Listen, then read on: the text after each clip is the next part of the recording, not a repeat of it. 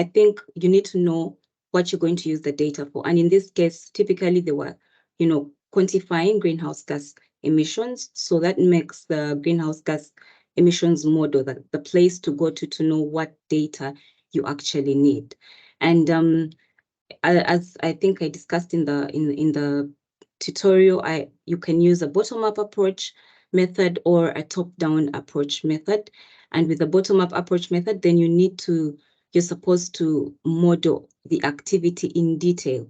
So what is activity? That is the cumulative sum of distances traveled by passengers and freight, everything that is moving. And so you break it down to know, okay, what does activity entail? And activity entails the vehicle kilometers traveled. So every vehicle within the transportation sector, how many kilometers have they traveled for the period you're looking at? Then how many people for the vehicles? Then, of course, their fuel efficiencies, and then the emission factors corresponding to the different types of vehicles. And then, of course, not just cars, you have to look at all the transportation modes within the system.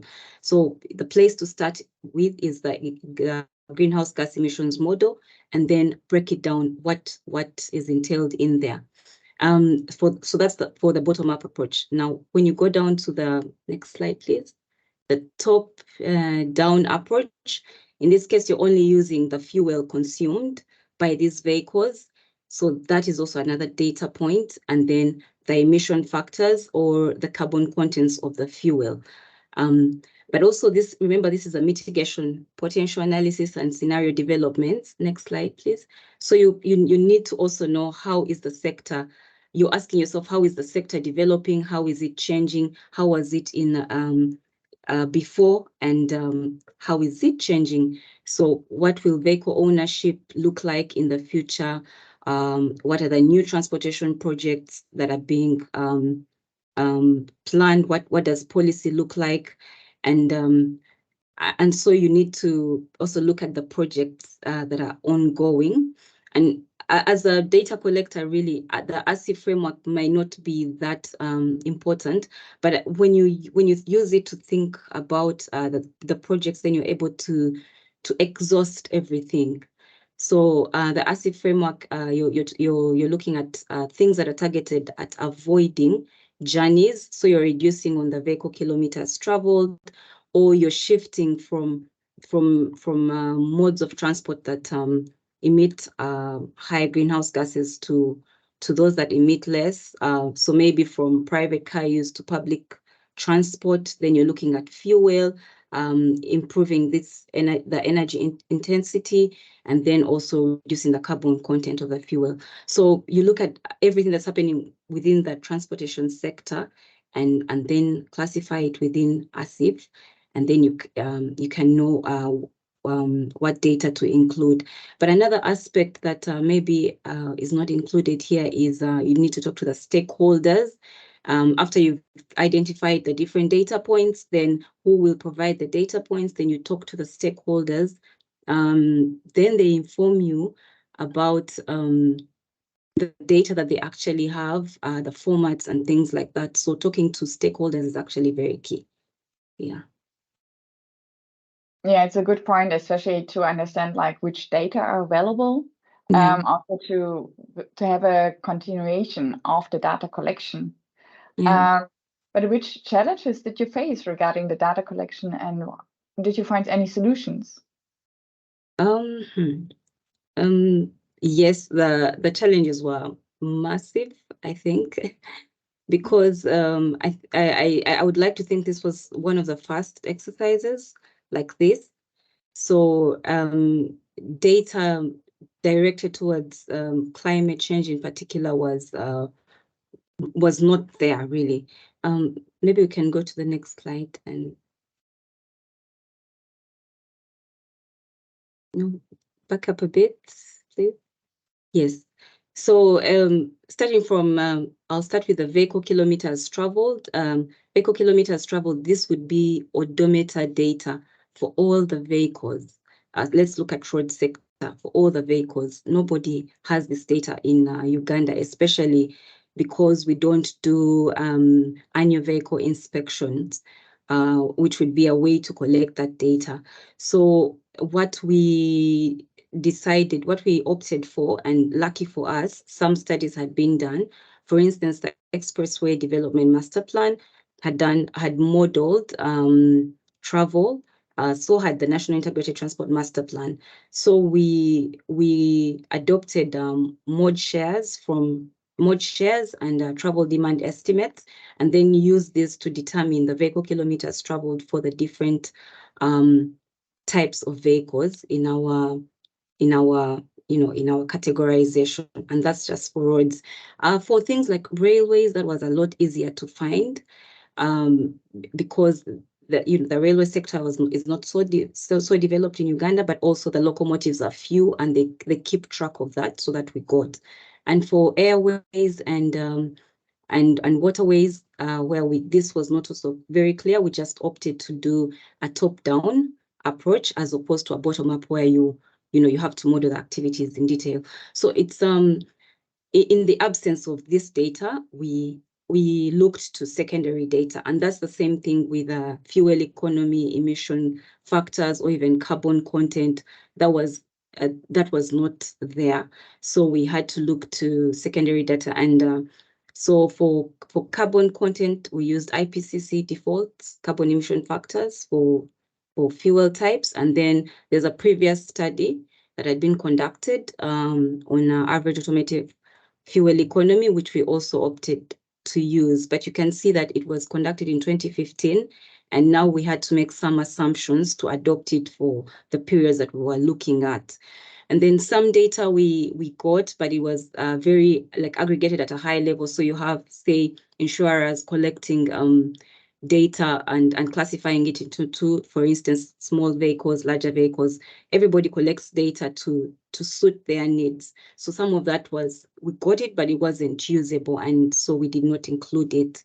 And then, of course, the idea that the data, there's so many stakeholders, so we had to, that made the process a bit longer. But in this case, a good way to circumvent that is have joint stakeholder consultation meetings, especially at the start, and then who will provide what data. And then also, of course, there's bureaucracy in government processes, and for good reason, really.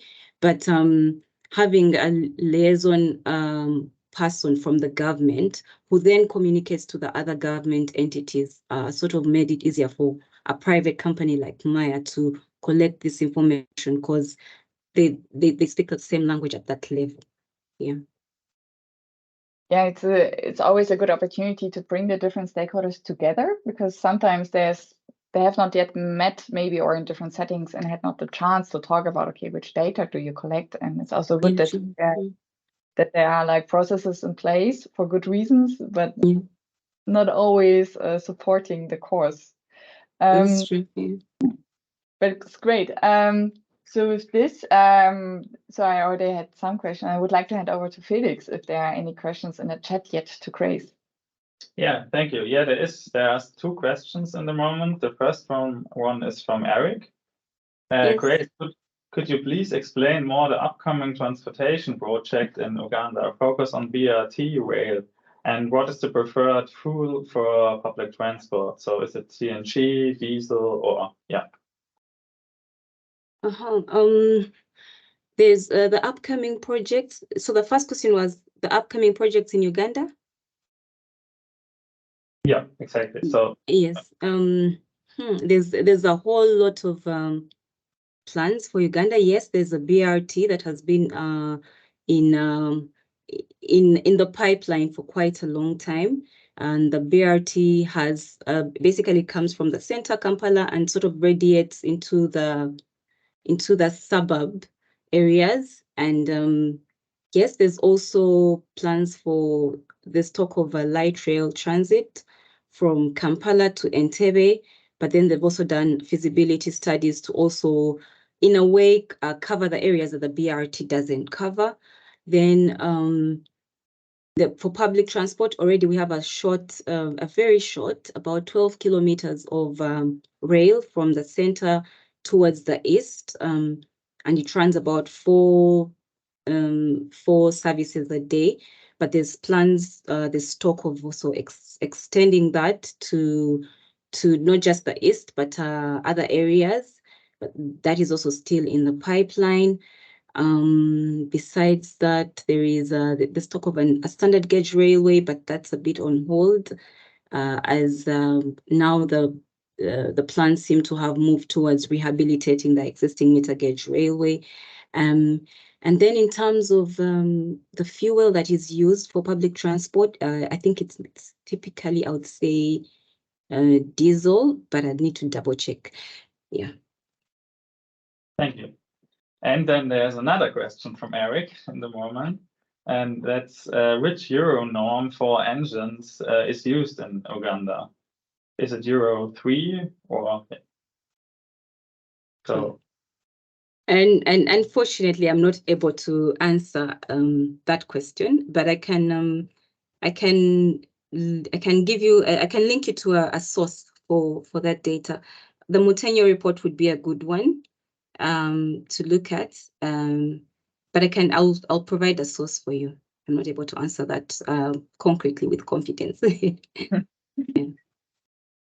Yeah, I think then we even have time for the third question.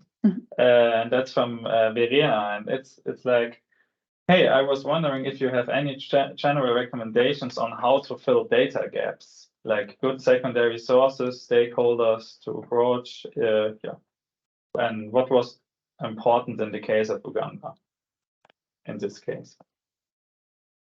How to fill gaps from stakeholders.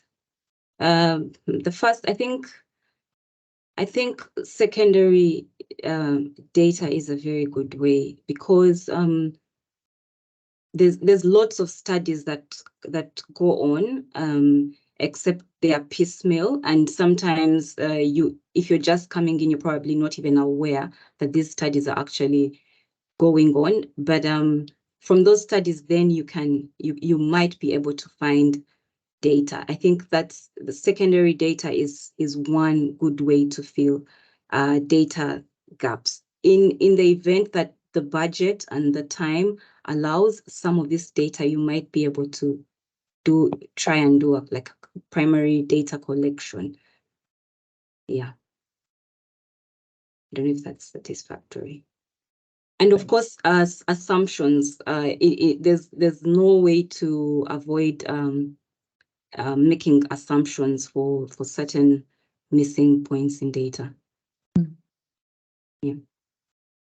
But of course, these assumptions, and again, that's why it's important to have stakeholder consultation meetings, because as a technical person, you might make assumptions that are not really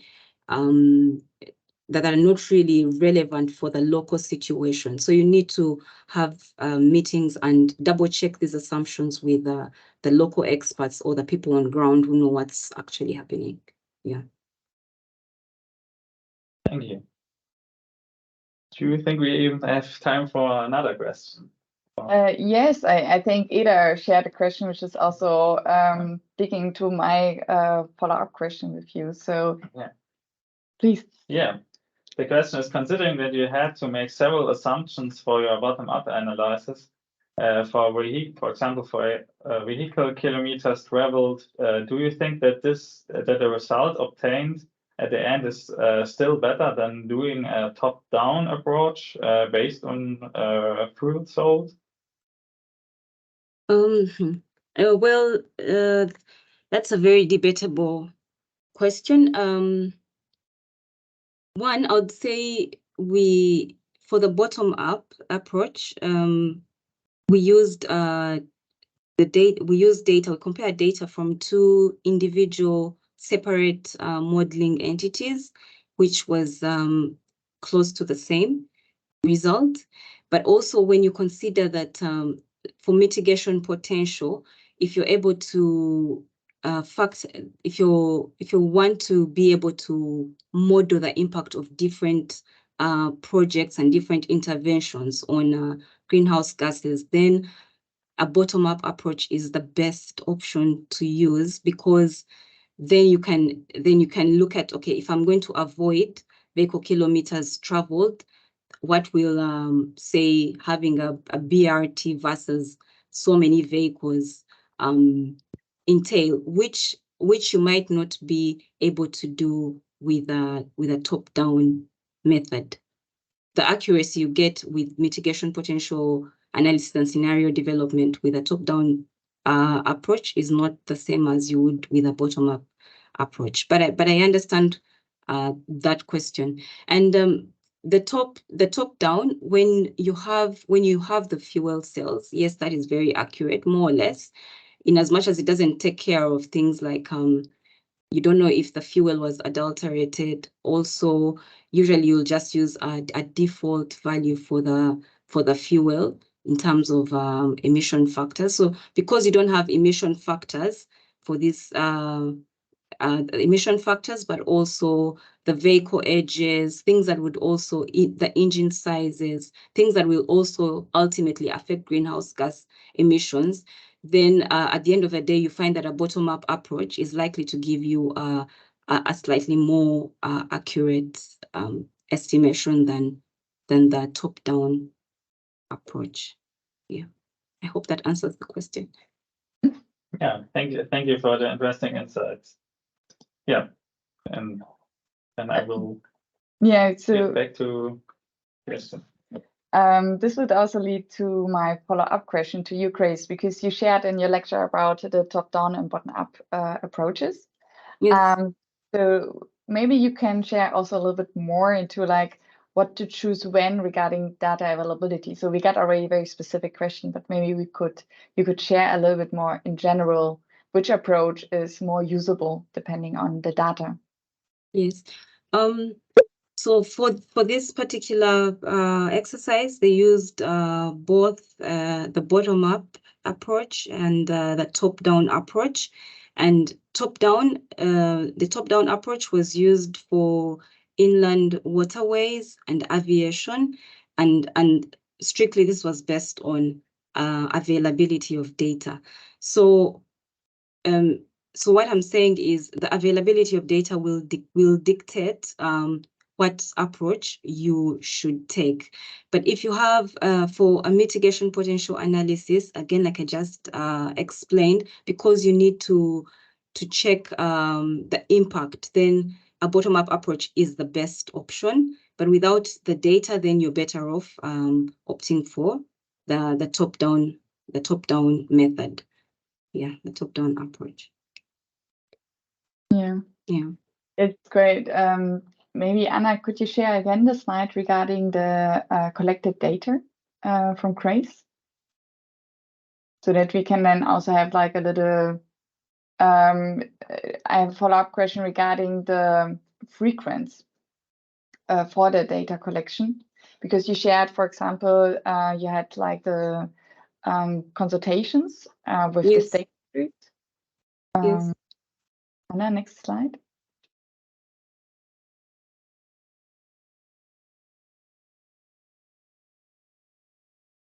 The one with the data challenges. Yes, thank you. So you shared here the sources. Could you maybe also say a little bit about the frequency, if you know by chance, like how often which data was collected? You shared already that because there's not a vehicle maintenance system in place in Uganda, that there's not an annual data collection. No. So we mostly we went to the different entities and the stakeholders and tried to obtain the data that they have so far. So you will find that some entities will have data up to 10 years back, then others maybe a bit more scanty. The reports, because the reports that we used, some of these studies were very recent, which was good for us. So that was very reliable data. But I cannot say that or maybe the Uganda Bureau of Statistics, Uganda National Revenue Authority, those do like annual collections of data. But again, like I mentioned, data is collected according to the needs of the different entities. So then you have to kind of work it out to fit the purpose. So even when you go to them to get this information, it's a by the way task. But if there was policy demanding that transport operators or even the fuel import companies remit some kind of data to that MRV function, then that would be good. I also think especially for major transport networks, we can have traditional infrastructure-based, continuous data collection for some of this data. And also a multi-sectoral transport database might be overly ambitious, but if at least every sector could have a transportation database, that becomes a matter of going to and then extracting this data.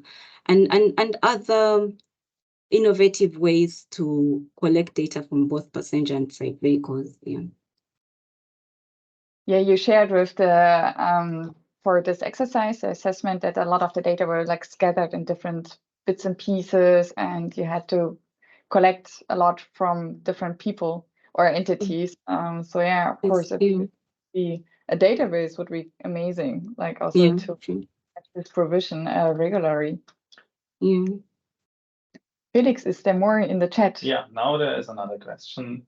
Again from Eric, and the question is there a public transport regulator office in Kampala, and like an authority from the government who takes care of the development of the BRT project, and what is the name of this office?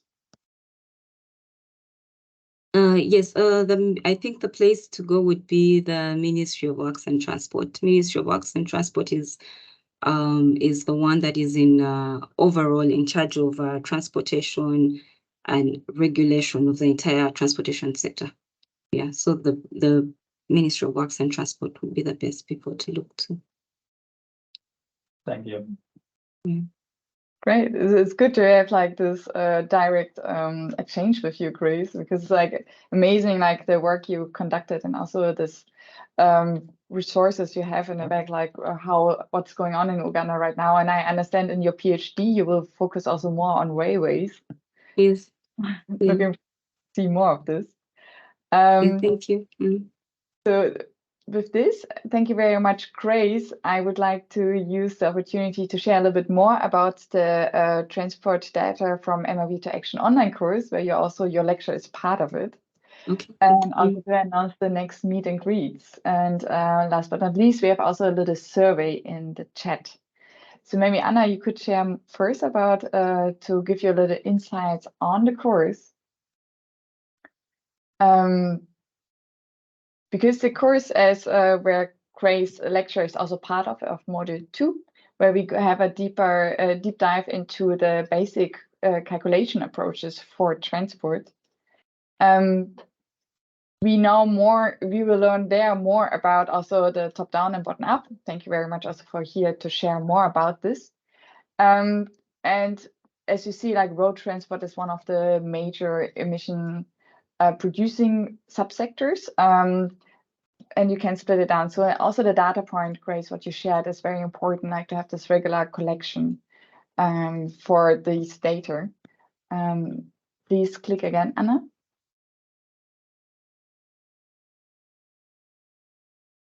So we created this course about with 14 case studies and lectures.